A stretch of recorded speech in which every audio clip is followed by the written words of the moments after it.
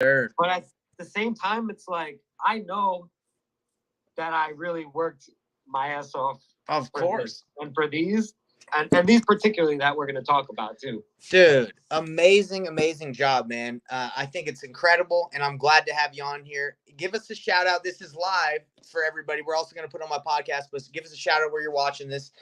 My goal in having you on here, man, is to not only get you out there to kind of let people know how you can help everyone out as you do deals, but also so people can learn from you, right? Because we all got to learn from each other. I'm not at a point where I'm not learning every freaking day. And we all can just get so much out of each other. So that's why I want to have you on here. Congratulations, man. $70,000 plus. Amazing job. And if you're watching this from any other platform, come join the Facebook group, Painless Wholesaling Group. Make sure you're in here and so you can watch this and participate. But David, let's get to know each other a little bit deeper before we get into the deals and how you got into wholesaling. Tell me a little bit about yourself, man. Yeah, man. So obviously you see me here in the music studio. When I'm not, doing deals, a lot of my love and my passion goes to here. And this is also like I'm in a new world. So I just left my W-2 last month. I was working real estate for, well over a year and a half plus before doing that. So I was in purchasing. I kind of worked my way up at that company and started being able to handle more, which is kind of what I think helped me on the phones more. Okay. And even just number wise, because I was dealing with, hundreds of thousands of dollars, millions of dollars. And that was new to me. So it's like, when I came into real estate, it's like, okay, 300,000, 500,000, even just that mindset of being able to kind of be there. Honestly, I feel like I kind of had a leg up because of the work I've been doing since I was pretty much a teenager. Yeah. So yeah, I'm out here in Long Island, New York. I've done a shout out to Will and Shy at UNC Solutions. I start off on their team through Sub 2. Shout out to Sub 2 community. And I still work with them, work in Dispo, but I started doing acquisitions with them. Did, more than 5+ deals with them. And that's kind of how I got going. And I still work with them on the Dispo side, but now I'm starting to build out my lead generation for Long Island because I've always wanted to be out here.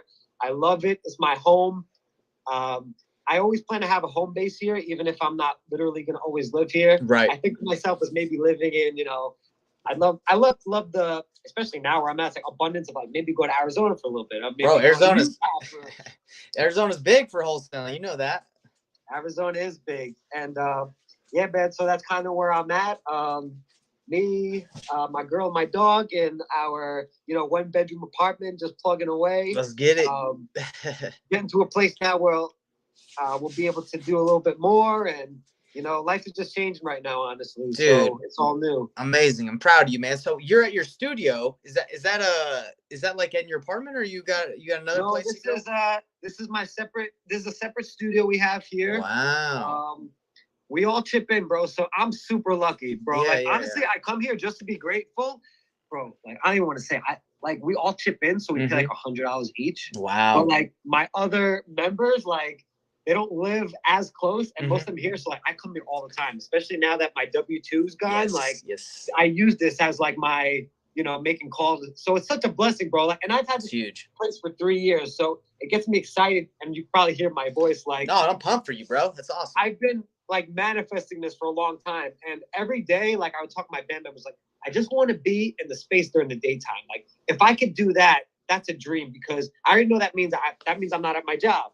That means like I have time. That means I'm being more creative. So like literally whenever that's why I wanted to have this here too. Like I was at my house before. I was like, let's go here because the studio is the vibe. Yes. And it's like all manifesting together from like years of what that 70,000 looks like. Because a lot of people are like, yeah, 70, bam, easy wholesale. It's like, yes, I appreciate it. And like, there's a way to make things easier, but like the easy part, like, yeah, I'm still figuring out the easy part. Well, bro, that's the thing though. Like people see the highlight reel, right? They see that you've dropped those checks, and that's awesome. That's awesome. You did that. You show us your results, but they don't see the blood, sweat, and tears and what it took to get to that, right? To what it took to learn those skill sets that got those deals done. Am I right? 100%. And even like we were just talking before, right before this started, like it felt weird posting those checks. And it was like, even my background, my family, that I come from, like, don't post that one, you crazy. Like, that's why I didn't even tell them I'm doing, Yes. I honestly was doing real estate over a year before I started telling my loved ones, because I just needed that momentum and I didn't want any energies getting thrown and any doubts. It's important. It was like, especially for me, and being honest, and like, I just told everybody recently, like, because I knew I was going to close a couple deals, and they've been supportive, but at the same time, like, you'd be surprised. Like, everybody loves you and will say how great, like, they believe in you, but like, nobody believes in you until literally you do what you say. Yeah. No matter, like, even your mom, like, who loves you to death, your girl, like, your wife, your girl, your wife, like your neighbors, your best friends, like, they don't believe you until you do it, and still they doubt. Sometimes they're like, do it again, Yeah. Yeah, man, amazing. And dude, what you just said, I want everyone to just really hone in on what you just said. You kind of kept it a little on the low key before you kind of let everyone know. And that can, I read a book called 10X is easier than 2X. And it talks about how sometimes letting people know what you want to do can be a deterrent. It can stop you from like achieving that, because a lot of people will bring you down. So you don't always need to seek approval, but yeah, so I get what you're coming from. And that's what I think a lot of people are like that, bro. They're like, let me get there and then I'll tell people, and that's kind of how it was in the beginning too. You know what I'm saying? I hear that. It's like and someone like me was kind of more on the empathetic side. I that's something to be more aware of, especially when you lean towards that. If you're leaning towards more the narcissistic side, like, you'll be okay, but you need to bring that empathic in. You know what I mean? Yeah, and for me, dude, I had a hard time kind of like letting people know my results in the beginning too when I started doing it. So I've been coaching for about almost 2 years now, and when I first started posting checks and letting people know about my success, I was like, man, I feel like a freaking phony, or I feel like I'm just bragging. That's not my style, And the thing is, you find out that when you're allowed and you tell people what you do, just support comes your way and you're able to help more people out. So right now, David, the truth right here, you're going to be able to help out more people by kind of going out and just saying, hey, this is how I did. And that's for everybody watching, so don't be afraid to be loud, and just be aware. Some people might doubt, but don't let them stop you, And that's the only way I'm here, literally right now. That's why it's so exciting. It's like, should I post it? Boom. Nathan's hitting me up to do a podcast. I'm like, bro. And, like, I'm low key fanboy and Nathan too, because as soon as I jumped into TTP, like, I connected with him, and bro, like I feel like we just started taking action right away. Like, you're like, yo, check this program. I'm like, boom, check this program. Check this CRM. Like, boom, I got to do it. So I like when you're gaining momentum with certain people, like, just go more towards that. Like, especially people like Nathan, like, that's the energy you're looking for. And if you want some other energy, you could go somewhere else. Yes, but like, I already know the good energy is coming to this spot. Bro, you're manifesting, you're saying it, and it's so true. Let me kind of give you an experience I just had today. So I joined, Jerry, Jerry Norton? Oh, of course. All right. And Pace Morby, you're in a sub too, right? So I joined Jerry Norton's program like 2 years ago, right? His mentorship. And my thing was like, bro, I don't really even care what necessarily he's got to teach me when I join the program. I just want to get tight with Jerry. Like, I want him to be my mentor. So fast forward now, like, me and Jerry are tight. I help him on his calls. And today, with Pace Morby and Jerry Norton, I just set up a meetup next week in Utah that I hold, bro. Look at that. Isn't that nuts? Oh man, that's what I'm saying. So like, because you're doing the thing, we're talking, obviously you're gonna go up, level up. That's just how it is. You put yourself out there, things happen in the universe. So everybody that's watching, David is a great example of like where it's at. You do a couple of deals, you let people know, you help people out, and you keep it going. You keep the momentum, and you're always willing to give to others. So amazing job, man. So we want to dive a little bit into some of those deals, maybe some cool stories, how it went down. But we got some people from the Facebook group, giving you shout outs, man. We got congratulations from Lovington, New Mexico. We can't see exactly who's writing that, but we have user shout out. Yes, sup. And we got a guy right here saying, play us some guitar, bro. Can you do that, or is that? Let's see. I don't know if I have the acoustic. To be honest, probably not too set up for. Hey, don't even trip, bro. Plug in right that's what now, the fans want. The fans want they want the. What do you play by? Is it guitar, drums? I do play guitar, but I'm mainly on vocals. I'm the vocalist. Hey, check out Listo Band at Listo Band. We're about to. We slowed down for the last year, but we're about to come back stronger. So, bro, here you go. Not only are you gonna do real estate, but you're gonna promote your band, dude. I love it. Listo Band, is that what you said? Yeah, the name's Listo, but our handle's at Listo Band, Leasto. Is that like on Instagram? Is that on probably everything? Facebook, Spotify, OnlyFans. No, just kidding. Man, you might make money on there. Play shirtless or something. Let me see about music though. I'm kind of curious. What kind of music do you play? It's a mixture of rock, hip hop. There's definitely funk and reggae. So I would say like kind of those two together. I'm a huge Marley fan. Mm-hmm. I'm a dreadhead. You probably can't see too much, but I got my dreads tucked away. And I've always loved hip hop. So my style, I kind of like sing and rap. So I mesh those together. And vocals is like, man, that's a journey in itself. Like real estate's a journey, but vocal, because like entrepreneurship, it's like strips away everything. Yeah. You can't just rely on the guitar to make the sound. Like it's literally your voice. So if you're feeling shaky, you're feeling weird, everything comes out. Like there's no hiding in the voice. Wow. Especially like if you're just in the room, no reverb, which is like the extra echoey sound that makes it sound like in a good room. But the other good thing is I can practice more than anybody. Dude, because I practice in the car, I practice here. Yeah. Even now, I'm practicing. I'm making sure that my diaphragm's full. Wow. Dang, dude. That's an instrument is always with you. That's sick. Yeah. Because I don't know if you knew this, but I owned a music venue in college for a little bit, and I love music, bro. I had bands come every Friday, and they'd play, and I charged like $5 a head. I didn't make a lot of money. I was in Rexburg, Idaho, in the middle of nowhere, but it was fun, dude. We had a great time. In Utah?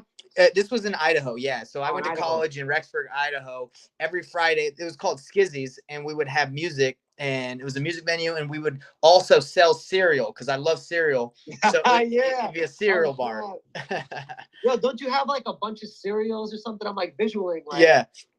Right. Yeah, I posted some pics in the past, but it was a cereal bar where we had a bunch of cereals on the wall. People could buy them like for $1. Oh, great idea. It was fun, dude. I didn't make a lot of money, but I had a good time. But I love music. I think it's amazing. So, is that something that you might want to do?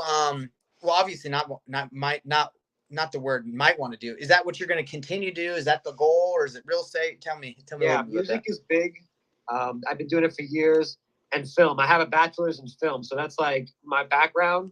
I was a videographer for many years, weddings, music videos, especially because my friends did music and hip hop. So that's kind of how I got started. I was like in the background, like studying and watching, filming everybody's music videos, filming it at the recording studio.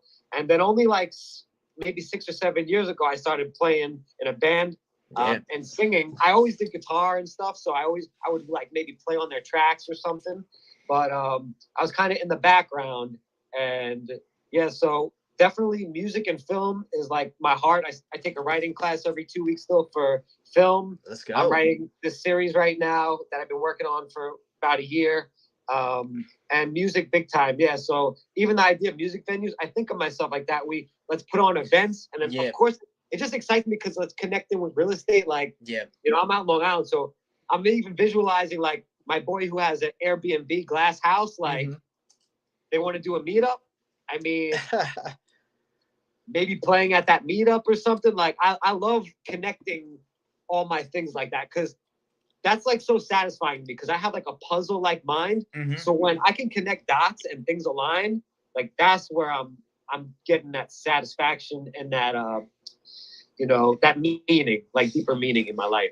Yeah, and my advice to you is this has helped me a lot is 10x. If you got an idea, 10x it. Like just think even bigger, right? So that's something that I've been doing because normally I wouldn't be like, oh, let me invite Jerry and Pace to an event, for example. So when you're like, hey, let's do a meetup in the glass house and I'm gonna rock out for everybody. Like think big, like who can I invite? And it's just gonna continue to grow. So awesome job, man. I love it.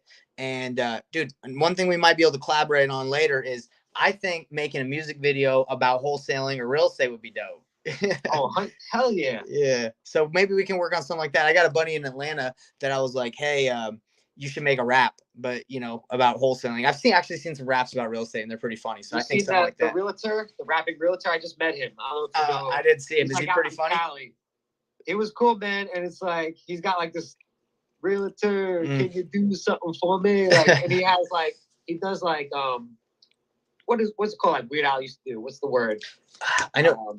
Parody. Yeah, parodies. Yep. So he's done a few parodies, original, but yeah, man, I'm up for that, bro. Because it's things like that that are different that get people's attention. And as you know, as you do this business, as you market, being different is important. You can't be like everybody else. You can't just be like the talking head. Everybody's like, oh, dude, I've seen thousands of those videos now. I'm forgetting about it. It's got to be different. So we'll think about that. But let's dive right in.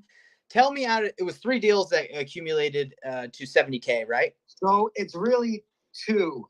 Okay.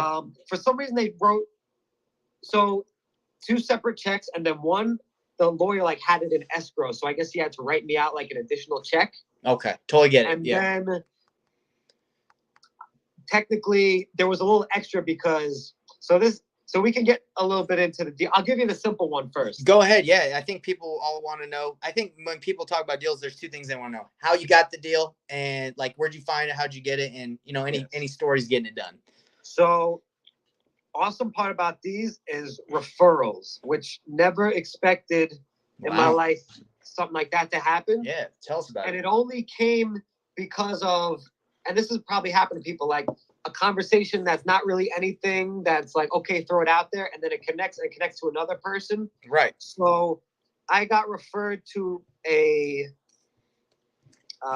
seller. So this is the big house I just did over here. This is my first Long Island deal. Congrats, man. And it was tired landlord, 50K tax lien. Tenants were in there, even though at the time, because I spoke with the tenants, they're like, yeah, we'll get out, no problem. Later on, that did not happen. They never get out, bro. They never get out on time. Not my experience. So honestly, this was not a straight up wholesale deal. It started off that way, but like the beauty of like wholesale when you're learning, you learn. And then honestly, I joined TTP and then things changed. So what happened was I was going to wholesale this originally. Right.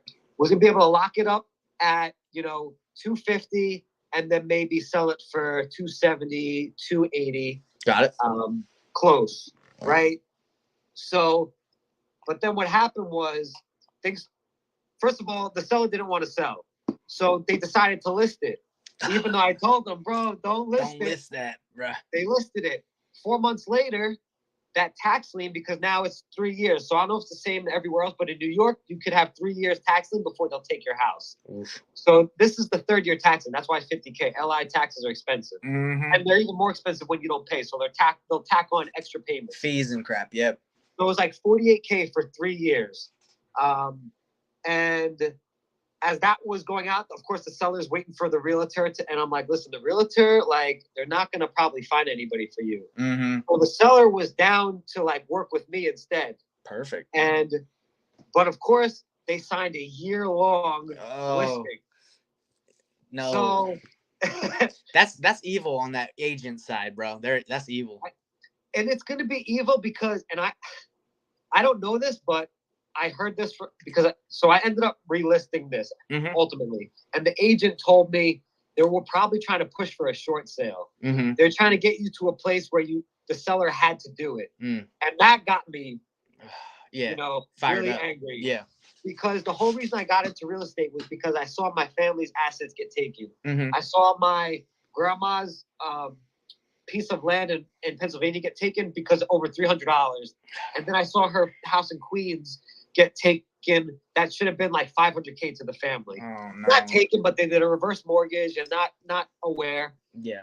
So when it came to this, I was like, let's do it. I want to do the right thing. I want to do what's best. Mm-hmm. But so I started talking to people and I realized that they're like, hey, like, why don't you just like, you could buy this and like do sort of a burr. Mm-hmm. And that was scary as hell, right? Yeah, it's the first one, right? First burr. Yeah, first one. I've done wholesale deals, and I've done wholesale deals out of state. And I haven't done wholesale deals.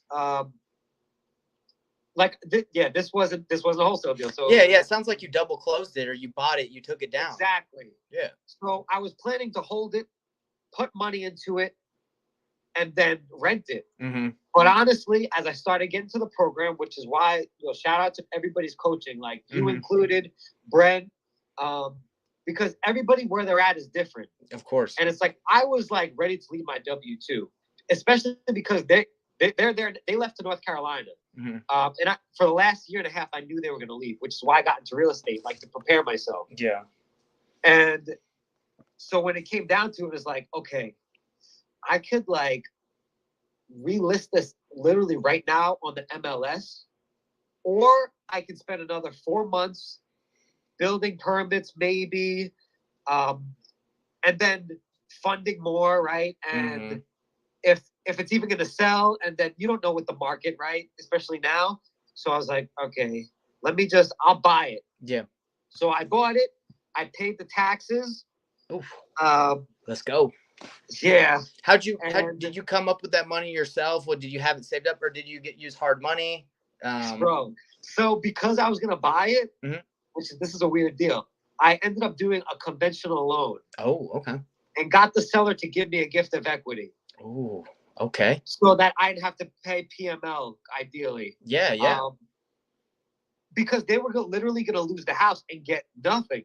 And I was breaking that down to them. And it felt good. It seems to be weird to say, but like I was just telling the truth. Yeah. And this is the type of thing I want to get involved with, because it's like literally they can't list it. They're going to get hurt if they do, because they're going to have to do a short sale. The realtor literally isn't going to do that thing. Not to S on realtors. I love them and they've killed it with me too. Yeah. But it wasn't going to happen. So as I got into it, but the tenants wouldn't leave. And in New York, they have, if the tenant's been there more than 2 years, they have 3 months that they can stay there before you can act on an eviction. Wild, bro. Wild. So, yeah. So I pushed on the eviction, got a lawyer.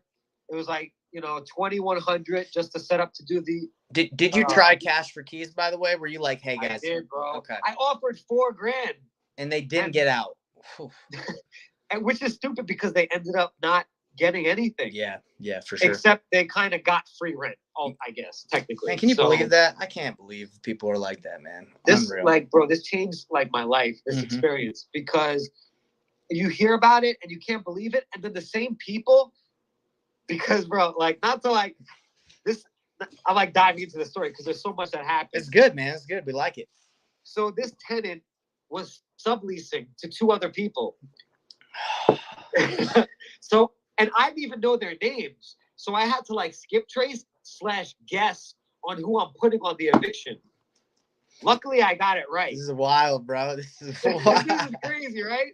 So I'm guessing on the eviction who I have to do. So I'm and at the same time, I'm being cool with them. And I'm bro, you're going to make me evict you. And these are type hood dudes. Mm-hmm. So it's with type hood dudes, if you're going to start going the threat way, they'll just hit you harder. Mm-hmm.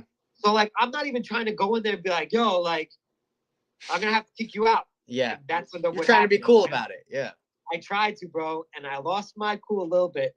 And they flipped on me. Then they freaked out and they're they just bugged out. They're what, you think you're going to come in? Bro, you know what he said to me? What? He's like, what's going to happen? Because this guy was playing landlord because he's subleasing. So he's not really investing. Yeah. But in his mind, he's the investor. And he has the audacity to say to me, yo, if you come in here, buy the house and sell it and make money, I'm going to lose out. And I'm it's bro, you don't own this. So he rented it out from the actual renter and subleased it to his homies or whatever. He was house hacking because he lived there too. Oh, got it. Okay. And then was paying his amount and then paying rent with whatever he got from them. But he wasn't making enough payments, obviously. He stopped making payments when he knew the house was getting sold. Oh gosh. Okay. And so the seller lost their last month. And then I offered cash for keys. They didn't want to do it. And so I filed the eviction. It was going to take 3 months. Had the attorney start going on it. They put it out there. They got the mail. I think they got the mail because their tone changed. But this took, over a month. Right. So as this is happening, I got to pay holding. There's other things popping up, right? So yeah, because you already took this thing down, correct? You already owned it at this point. Exactly. I closed on it in February. Got it. But this is kind of telling you, like, right before the close, technically. I'm kind of mixing and matching with my. Oh, dude, it's all good, man. I get it. I'm following. And if people aren't following, hey, call David up. He's got his number right there. I'll re-explain it because I experienced this in depth. Yes. And I learned a lot from it. So what happened was so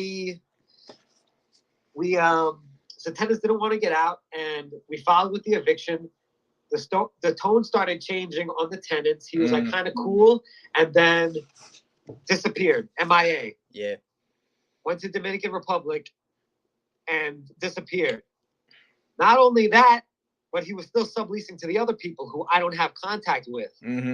I finally got contact with the subleaser because I finally got the first tenant out, who was like now being cool because I evicted him, even though he was the same dude cursing me out after we were like homies for a second. Yes. Yeah.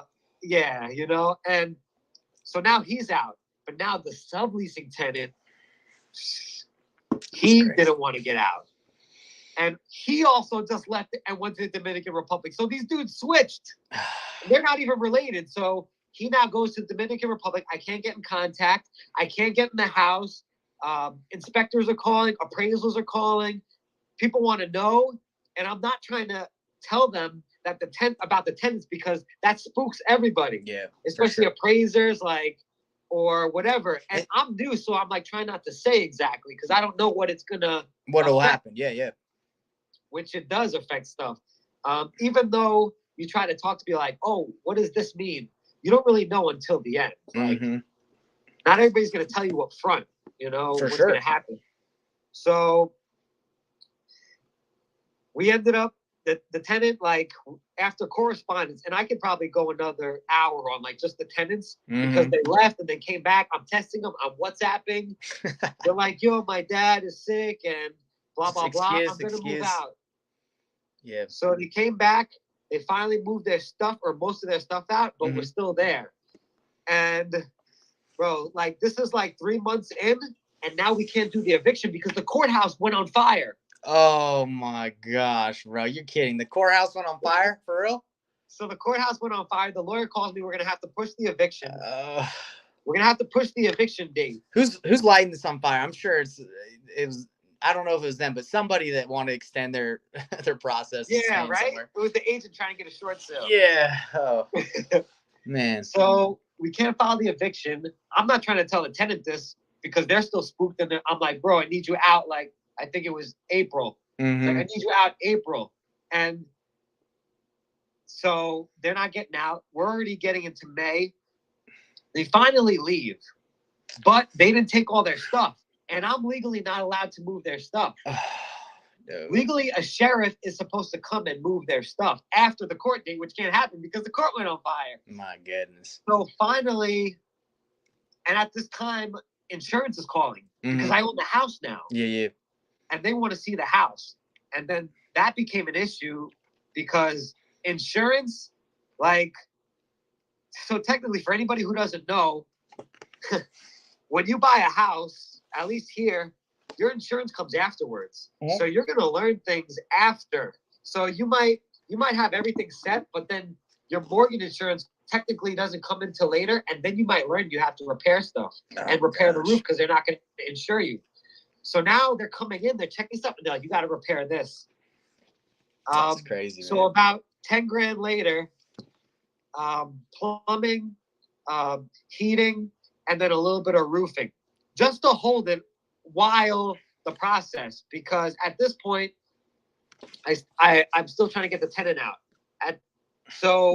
But technically I closed on it and I'm good to move forward, but I can't really it's hard to get people in there. Yeah, no, I get that.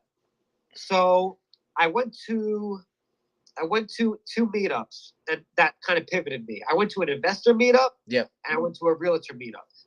So the realtor and the investor meetup, which kind of, along with TTP, I'm doing this all at the same time, momentum wise. And basically, it comes to where I'm learning, hey, like you can just put this on the MLS literally and resell it and make money. Right. Which was pretty accurate. The estimate was like 80K, which ended up being 70. Mm-hmm.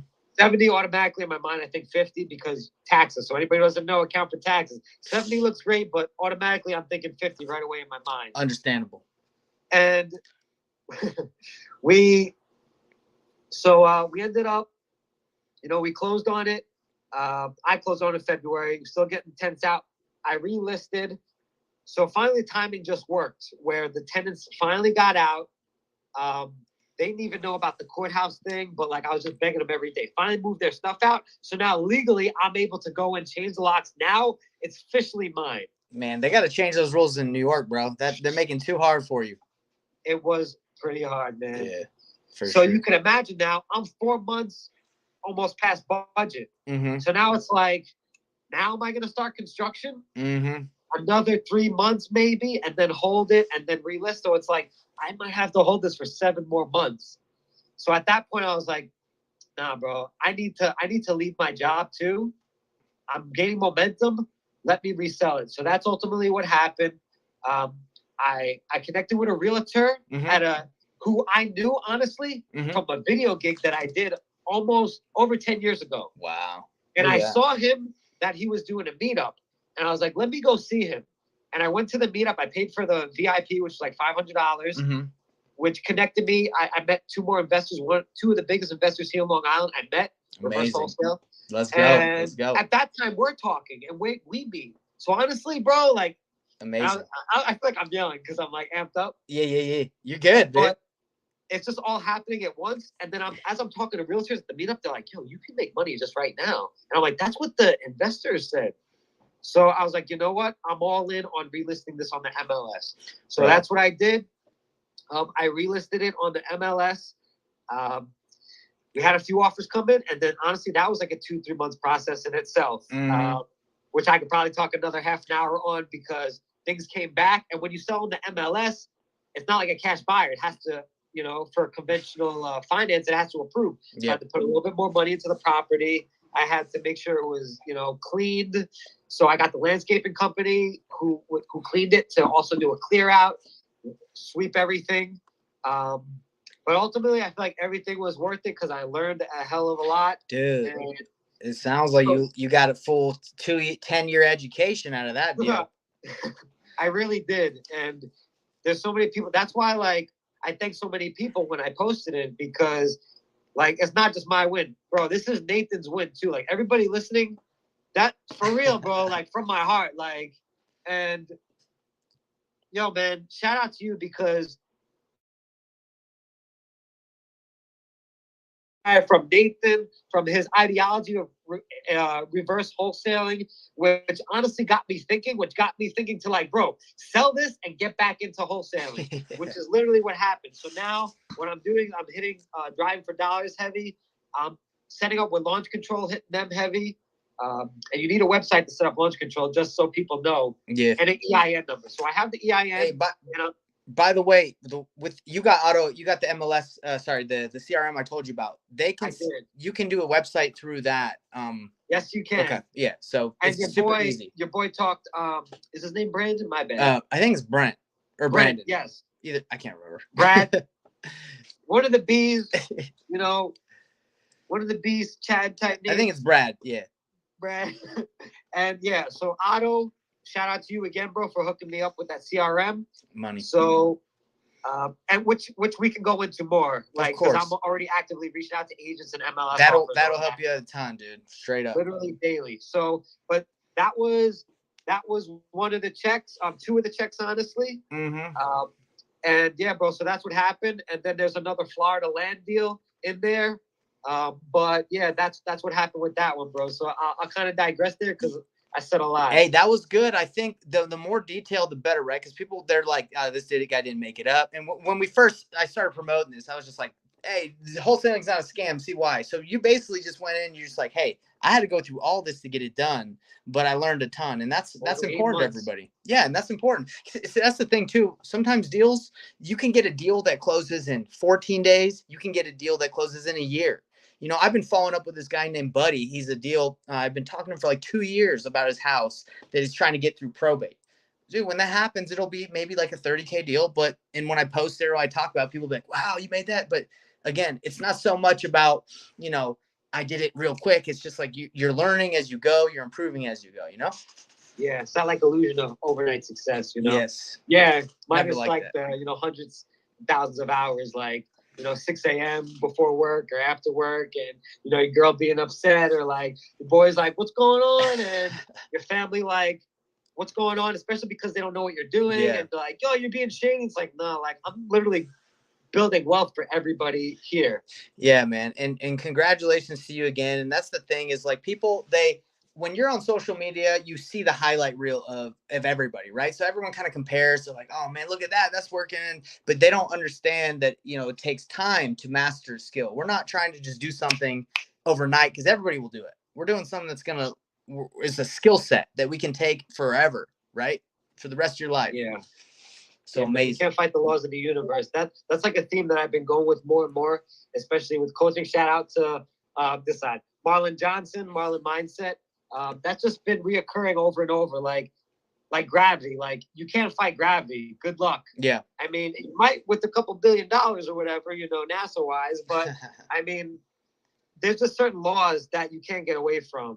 And I think consistency and energy and going out there and making things happen, like, you can't get away from that. Relationships, building relationships, like, you can't do without it. Dude, and look at what you did there that helped you make that decision. I advocate and I say, get in the room of people that are smarter than you. Always be the dumbest person in the room, right? And you went in there, you joined those real estate meetups in your local area, and you said, hey, this is what I got going on. And those guys gave you advice. You're definitely putting yourself in the right rooms, and that's how you progress. That's what you're following, exactly what I do, I've been following what others have done. We're not making stuff up, or we're not just making up as we go. We're literally following the footsteps of success, right? 100%. And you got to do what's best for you, because, like, for somebody else, that would have been a great hold, because it was like $500, $600 cash flow in New York. Yeah. And that's like real cash flow, because I got it low. Yeah. But bro, like, do I want $600 a month with potential, a 20K, 30K repair in some way? Or do I want freaking 70, 60K plus, like, can leave my job and now put that money back into wholesaling? So, like, 100%.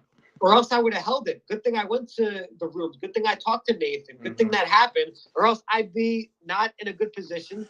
I wouldn't be talking to you right now. I wouldn't be this, like, my energy wouldn't be this lifted. I'd be stressed. I'd be dying for the next deal. I'd be like, yo, my job, like, working remotely, they're mad at me. I have no leverage. I wouldn't have even been able to leave my job with the dignity in the way that I did. Like, so much came of that, because, bro, I'm so grateful. Like, I can feel that, bro. Man, bro.